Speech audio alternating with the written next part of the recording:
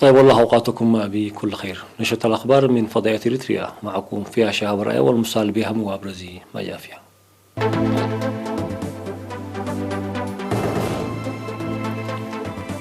إصابة 7 مواطنين بفيروس كورونا.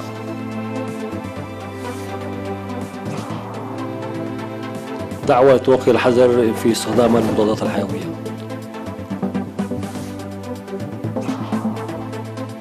دعوة للحفاظ على الموروثات الثقافية.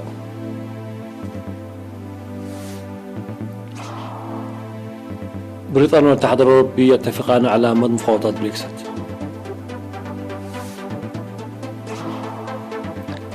البحرية الروسية تجري تدريبات مشتركة مع دول الناتو لأول مرة.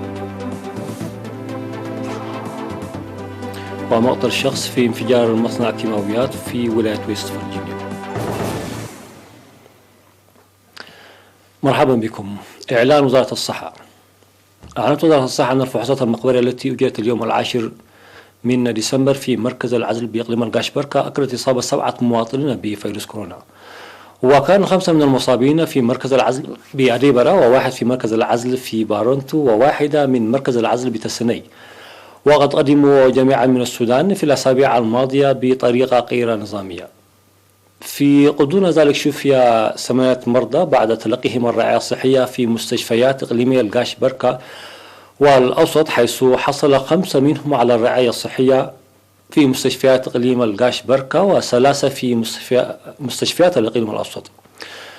وبهذا بلغت عدد الإصابات بفيروس كورونا في البلاد حتى اليوم 656 إصابة، شفي منها 525، ولا يزال 131 مصاب يتلقون الرعاية الصحية في المستشفيات.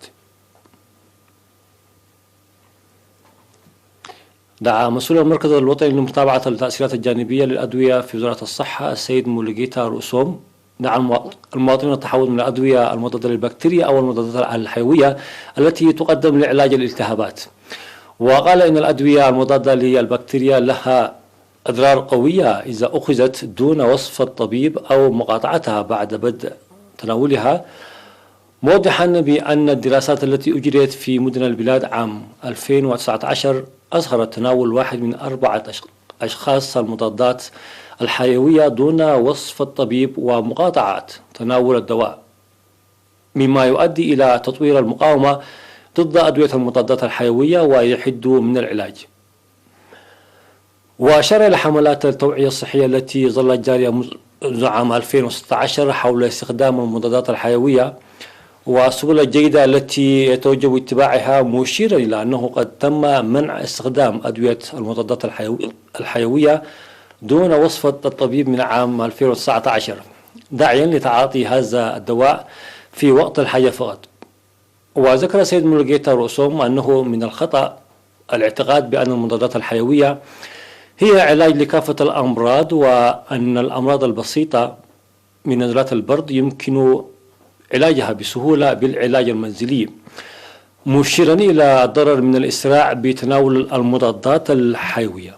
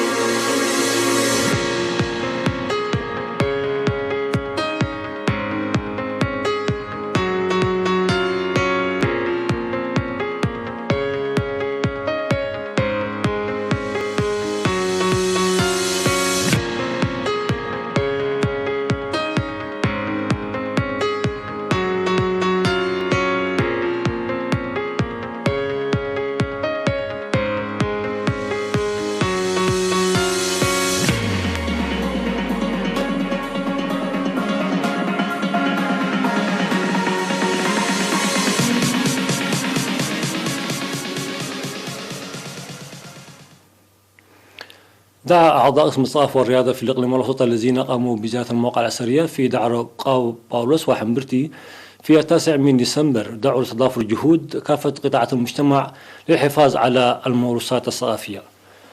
وقدم في الزيارة التي شارك فيها حاكم الإقليم الأوسط السيد فسهية هيلي قدم توضيحا من قبل أعضاء المكتب المركزي لمفوضية الثقافة والرياضة حول البحوث الأثرية وضرورة الحفاظ على الآثار. وقال مسؤول قسم الثقافة والرياضة في الإقليم الأوسط السيد إندرياس أسمروم إن الموروثات الثقافية تعكس الحضارة، مؤكدا وجود الكثير من الآثار التي لم تستكشف بعد في الإقليم، داعيا جميع قطاعات المجتمع للحفاظ عليها ونقلها للأجيال. وأوضح خبير بحوث الآثار الدكتور صقاي مدين من مفوضية الثقافة والرياضة أوضح أهمية زيارة أعضاء بحوث الآثار وعلم الإنسان للمواقع الأثرية والتعرف عليها.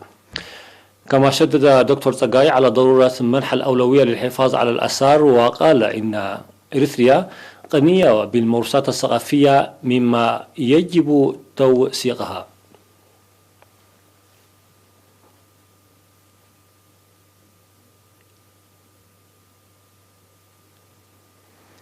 أكد سكان ضاحية معلدة في مديرية عتكلزان على العمل بقوة لحماية الأشجار وإعادة التشجير.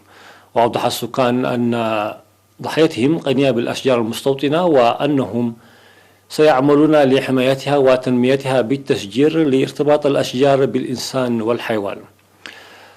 ودعا مدير ضحية معلدة السيد إدريس عمر على فرض عقوبات صارمة على مرتكبي أفعال قطع الأشجار وتشديد الجهات المعنية إجراءات الحماية. كما أشاد مسؤول مكتب وزارة الزراعة في مديرية عتكلزان السيد اسفلت قبر برهان بالمبادرات الشعبية لحماية الأشجار والتشجير، وقال إن الجهود متواصلة للتشجير في أماكن الأشجار المقتلعة، حيث تم تشجير أكثر من 278 ألف شجرة، ووجود برنامج لتنفيذ أنشطة تشجير مماثلة مستقبلا.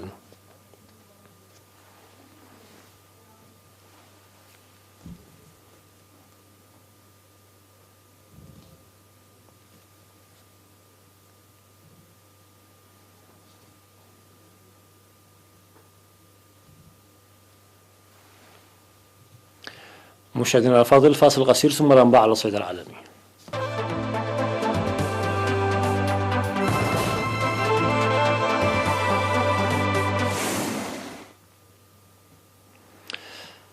عالميا، قال صحيفة الجارديان البريطانية أن رئيس الحكومة البريطانية بوريس جونسون ورئيسة المفوضية الأوروبية يورسولا فوندرلين قد اتفقا على تمديد مفاوضات بريكسيت، وذلك بعد قمة جمعت بينهما في بروكسل استمرت 3 ساعات. وأوضحت الصحيفة أنه بالرغم من المحادثات المضطربة التي استمرت بين الاتحاد الأوروبي وبريطانيا على مدار 9 أشهر، قيل إن فجوات كبيرة لا تزال قائمة بين الطرفين. وقال زعيمان أنه ينبغي أن يتوصلا إلى نتيجة اتفاق أو عدم اتفاق بحلول الأحد المقبل، مع الضغوط على كلا الطرفين لإيجاد وقت من أجل المصادقة البرلمانية. وقد أخبر جونسون رئيسة المفوضية الأوروبية وكبير المفوضين الأوروبيين ميشيل بارنيه أنه لا يمكنه قبول شروط في معاهدة تربط ببريطانيا بقواعد الاتحاد الأوروبي. بينما قالت مصادر أوروبية أن الكتلة تخطط لنشر خططها الطارئة بشأن عدم الاتفاق قريبا جدا من أجل الحفاظ على تحليق الطائرات وحماية الحدود في حال انهيار المحادثات بلا رجعة.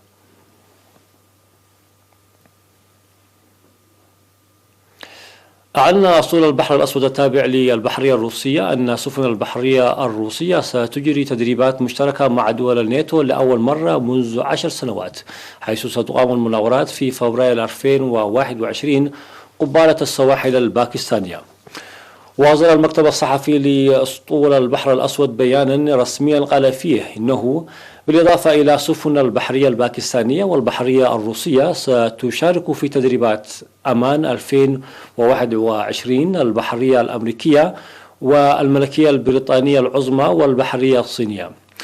وأضاف البيان ستشارك في التدريبات الواسعة قوات الدفاع الذاتي للبحرية اليابانية البحرية التركية والفلبينية، وقطع من البحرية الملكية الماليزية والبحرية السريلانكية والبحرية الإندونيسية.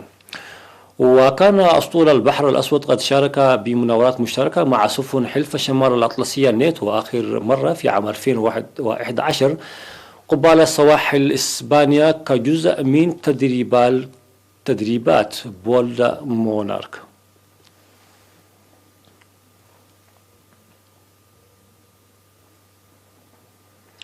قال مسؤولون إن شخصا لقي حتفه فيما أصيب 3 في انفجار وحريق في مصنع للكيماويات في بيل بولاية ويست فرجينيا الأمريكية. وذكرت شركة كيمورز في بيان أن الحادث وقع في مصنع مستأجر تابع لشركة أوبتيما كيميكالز في موقع تملكه كيمورز في بيل.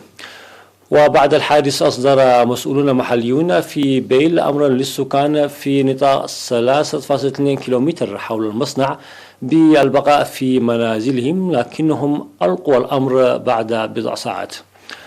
وقال كينت كاربر مفوض مقاطعة كاناه إن المسؤولين يعتقدون أن مبيض الكلور الجاف والميثانول هما المادتان المسؤولتان عن حدوث الانفجار. كما قال مكتب كاربر لرويترز لم تحدد مقاطعة كاناه سبب الانفجار، ستحدد وكالات أخرى السبب، والأمر منوط بها وبالشركة لإعلان هذه المعلومة.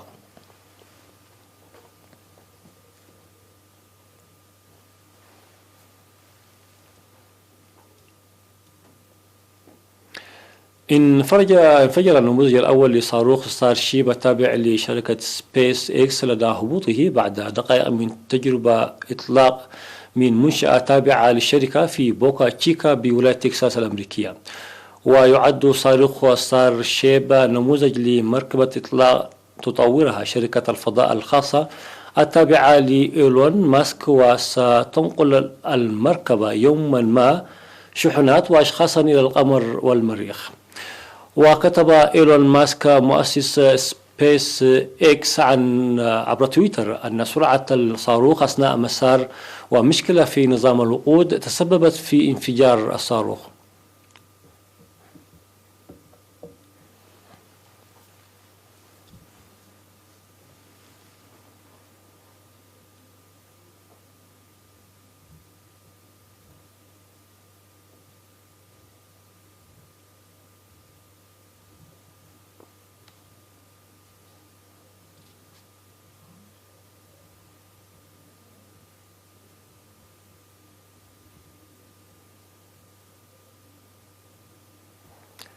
نهاية النشرة. شكرا لكم على حسن المتابعة.